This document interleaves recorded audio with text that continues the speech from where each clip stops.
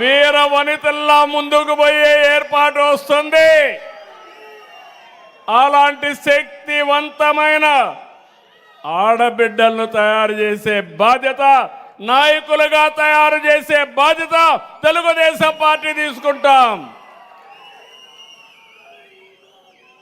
నేను అందుకని మీ అందరికీ ఒకటే విజ్ఞప్తి చేస్తున్నా, రాష్ట్రంలో ఉండే అందరికీ.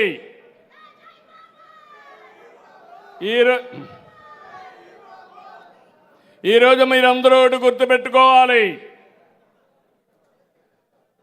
రాష్ట్రంలో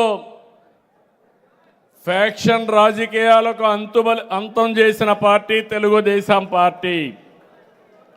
నేను ఎప్పుడో ప్రారంభించాను, సమాజంలో శాంతి ఉండాలి, అందరికీ రక్షణ ఉండాలి, అప్పుడే నిజమైనటువంటి ప్రశాంతత ఉంటుందని చెప్పాను. ఆ రోజు కొంతమంది తీవ్రవాదులు కూడా ఈ రాష్ట్రాన్ని ఇబ్బంది పెట్టాలంటే రాజీ లేని పోరాటం చేశా.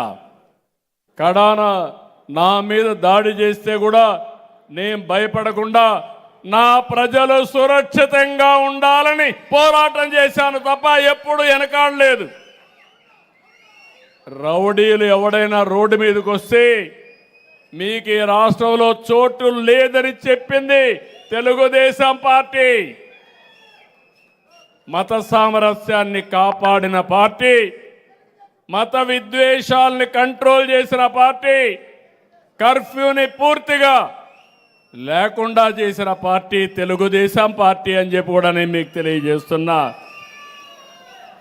ఇప్పుడు కొంతమంది పొలిటికల్ రౌడీలు తయారయ్యారు, నేరస్తులే రాజకీయ పార్టీలను రన్ చేసే పరిస్థితికి వచ్చారు. నేను ఒకటే చెప్తున్నా, బాబాయిని చంపినంత ఈజీ కాదు ఈ రాష్ట్రంలో నేరాలు చేయడం. ప్రజలు ఒకేసారి మోసపోతారు. ప్రతిరోజు ఇలాంటి చిల్లర రాజకీయాలు, నేర రాజకీయాలు చేసి ఇక్కడ ఉండేది ఎన్డీఏ ప్రభుత్వం, దీన్ని రన్ చేసేది సిబిఎన్ అని మీరందరూ గుర్తుపెట్టుకోవాలి. నేను ఒకటే విజ్ఞప్తి చేస్తున్నా, ఈ రాష్ట్రాన్ని అభివృద్ధి చేయడం కోసం కంకణం కట్టుకొని ముందుకు పోయినప్పుడు